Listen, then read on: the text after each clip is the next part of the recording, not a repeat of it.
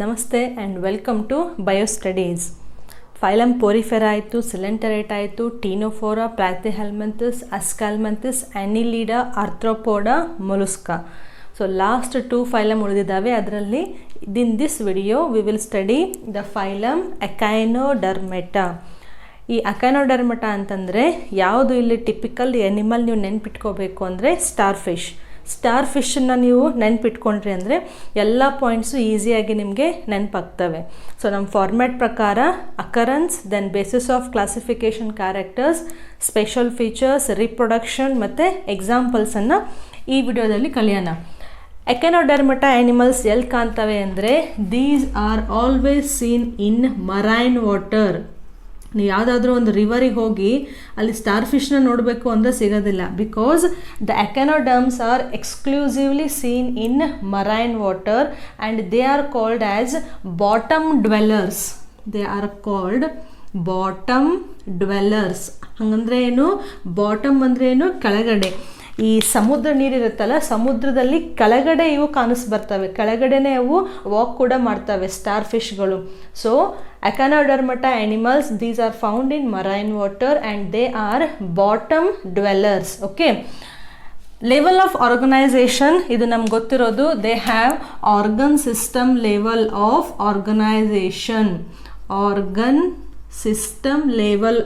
Organisation.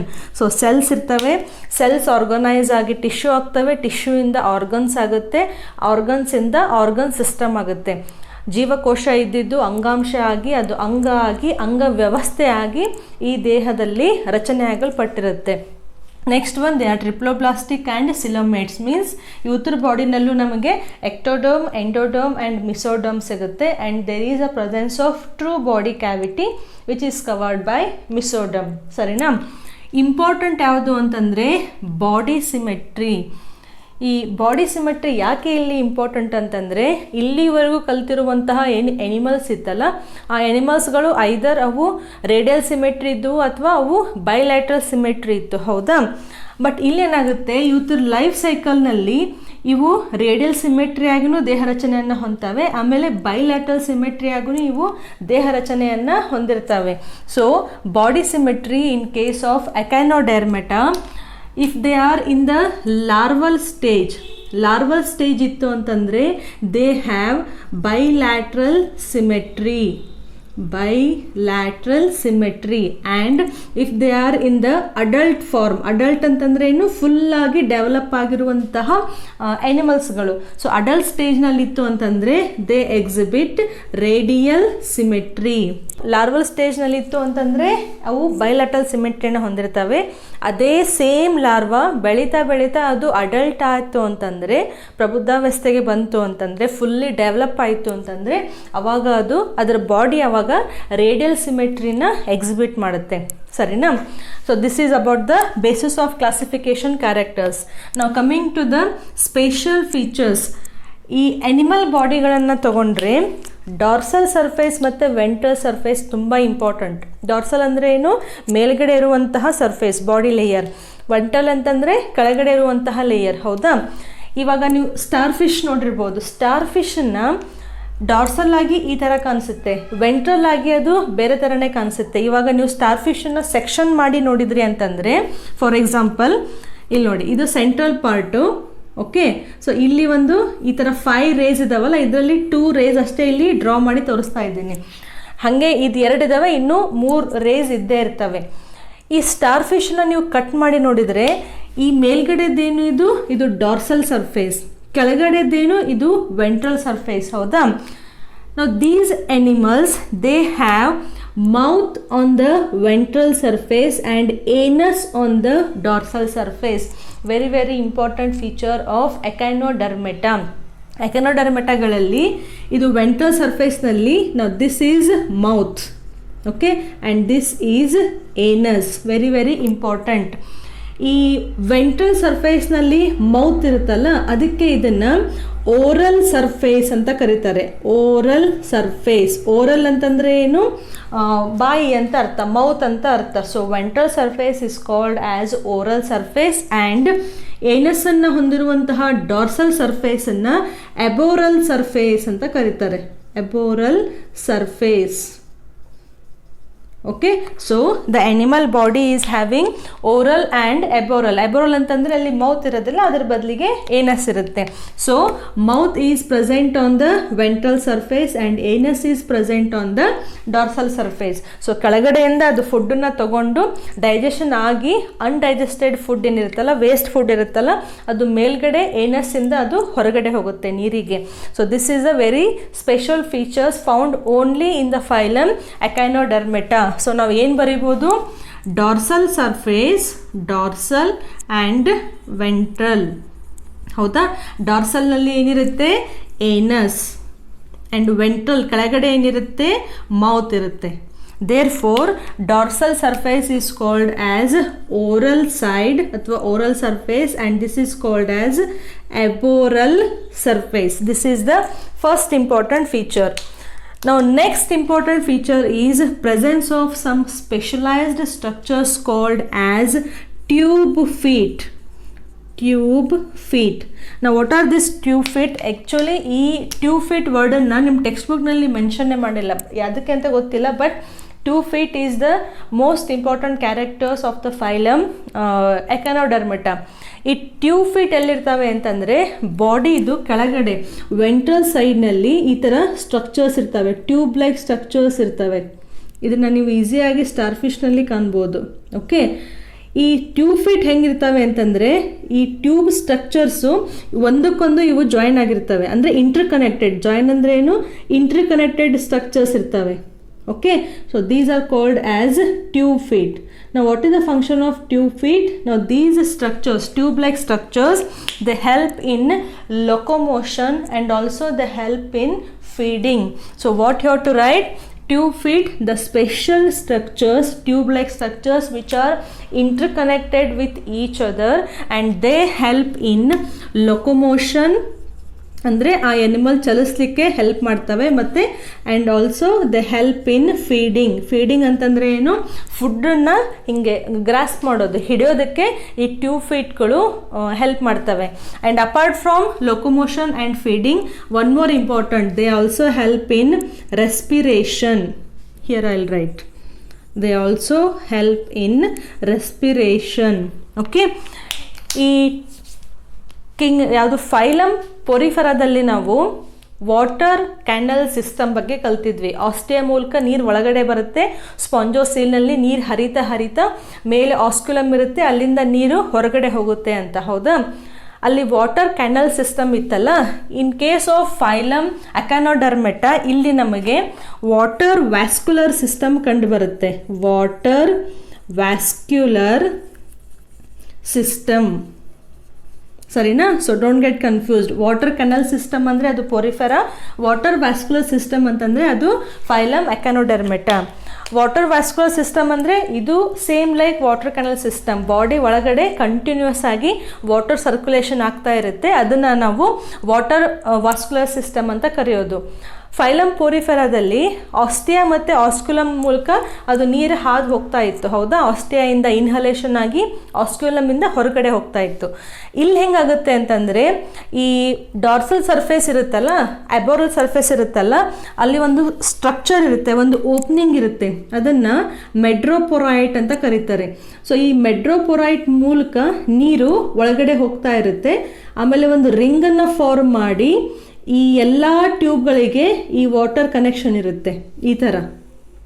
Okay, so ನೀರು ಈ ಮೆಡ್ರೋಪೊರೈಟಿಂದ ಒಳಗಡೆ ಬಂದು ಎಷ್ಟು ಆರ್ಮ್ಸ್ ಇರ್ತಾವಲ್ಲ ಬಾಡಿನಲ್ಲಿ, ಅದೆಲ್ಲ ಆರ್ಮ್ಗಳಲ್ಲೂ ಒಂದು ವಾಟರ್ ಟ್ಯೂಬ್ ಹೋಗಿರುತ್ತೆ.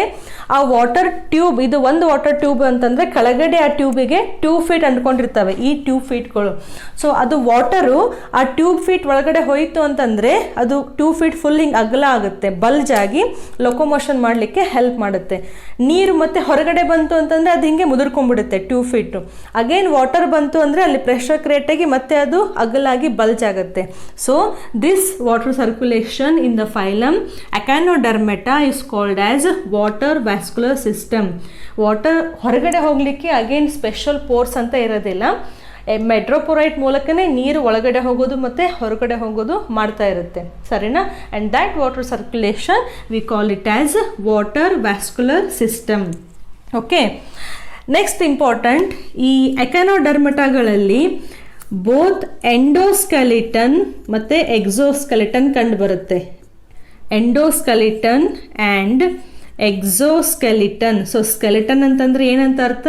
ಬಾಡಿಯಲ್ಲಿ ಹಾರ್ಡ್ ಆಗಿದೆ ಅಂತ ಅರ್ಥ, ಅಥವಾ ದೇಹದಲ್ಲಿ ಯಾವುದೋ ಒಂದು ಗಟ್ಟಿಯಾದ ವಸ್ತು ರಚನೆ ಆಗಿದೆ ಅಂತ ಅರ್ಥ. ಈ ಎಂಡೋಸ್ಕೆಲಿಟನ್ ಹೆಂಗಿರುತ್ತೆ ಅಂದರೆ ಬಾಡಿ ಒಳಗಡೆ ಕ್ಯಾಲ್ಕೇರಿಯಸ್ ಪ್ಲೇಟ್ಸ್ ಇರ್ತವೆ. ಕ್ಯಾಲ್ಕೇರಿಯಸ್ ಅಂದರೆ ಕ್ಯಾಲ್ಶಿಯಂನಿಂದ ಹೊಂದಿರುವಂತಹ ಪ್ಲೇಟ್ಸ್ಗಳು ಕಂಡು ಬರ್ತವೆ. ಅವು ಒಂದಕ್ಕೊಂದು ಪ್ಲೇಟ್ಗಳು ಹೀಗೆ ಇಂಟರ್ಲಾಕ್ ಆಗಿರ್ತವೆ, ಅಂಟ್ಕೊಂಡು ಬಾಡಿ ತುಂಬ ಹರಡ್ಕೊಂಡಿರ್ತವೆ. So that is the endoskeleton. So plates ಇರ್ತವೆ, that plate is made up of calcium carbonate, ಅದಕ್ಕೆ ಅದನ್ನು ಕ್ಯಾಲ್ಕೇರಿಯಸ್ ಪ್ಲೇಟ್ಸ್ ಅಂತ ಕರೀತಾರೆ. ಎಕ್ಸೋಸ್ಕೆಲಿಟನ್, ಎಕ್ಸೋ ಅಂದರೆ ಏನು? ಹೊರಗಡೆ. ಎದ್ರ ಹೊರಗಡೆ? ದೇಹದ ಹೊರಗಡೆ. ಈ ದೇಹದ ಹೊರಗಡೆ ಸೂಪರ್ಫಿಷಿಯಲ್ ಆಗಿ ಹಾರ್ಡ್ ಸ್ಟ್ರಕ್ಚರ್ಸ್ ಕಂಡು ಬರ್ತವೆ. ಅದನ್ನು ನಾವು ಸಿಂಪಲ್ ಆಗಿ ಸ್ಪೈನ್ಸ್ ಅಂತ ಕರಿತೀವಿ. ಸ್ಪೈನ್ಸ್ ಅಂದ್ರೇನು? ಮುಳ್ಳು ಅಂತ ಅರ್ಥ. ಅದಕ್ಕೆ ಇವನ್ನ ನಾವು ಕಂಟಕ ಚರ್ಮಿಗಳು ಅಂತ ಕರಿತೀವಲ್ಲ. ಯಾಕೆ ಇವನ್ನ ಕರಿತೀವಿ? ಎಕೈನೋಡರ್ಮೆಟಾ. ಅಕೈನ್ ಅಂತಂದ್ರೆ ಏನು? ಸ್ಪೈನ್ ಅಂತ ಅರ್ಥ. ಡರ್ಮೆಟ ಅಂದ್ರೇನು? ಸ್ಕಿನ್ ಅಂತ ಅರ್ಥ.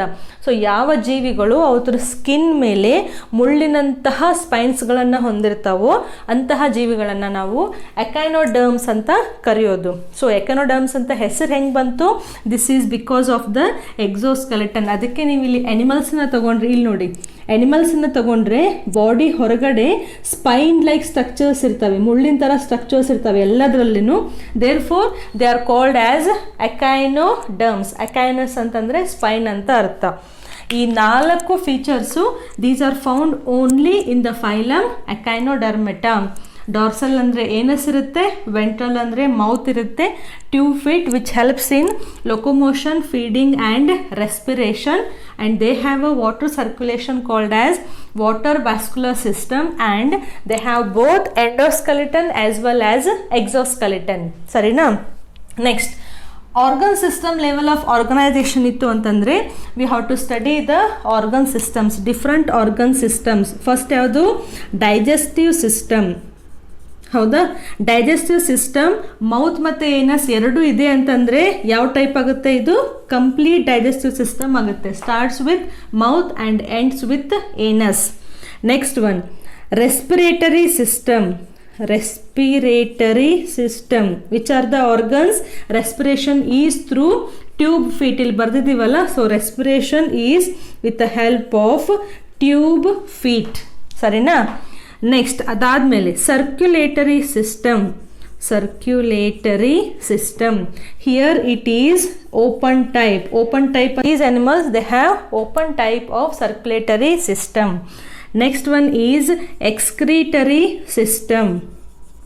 So excretory system is actually absent. So in majority of the echinoderms, ಎಕ್ಸ್ಕ್ರಿಷನ್ನಿಗೆ ವಿಸರ್ಜನೆ ಕ್ರಿಯೆ ಮಾಡಲಿಕ್ಕೆ ಸ್ಪೆಷಲ್ ಆದಂತಹ ಯಾವುದೇ ಒಂದು ಆರ್ಗನ್ಸ್ ಅಂತ ಇರೋದಿಲ್ಲ, ಒಂದು ಅಂಗ ಅಂತ ಅಲ್ಲಿ ಎಕ್ಸ್ಕ್ರಿಷನ್ ಮಾಡಲಿಕ್ಕೆ ಇರೋದಿಲ್ಲ.